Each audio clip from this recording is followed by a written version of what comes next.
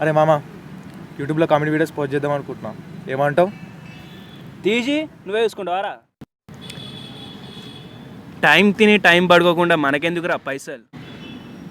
Time తిని time పనుకుంటే room rent మీ తాత కడతాడా?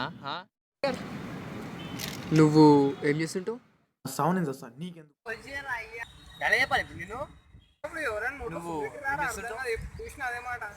బాగా కర్ర పడుతుండేం రీడు.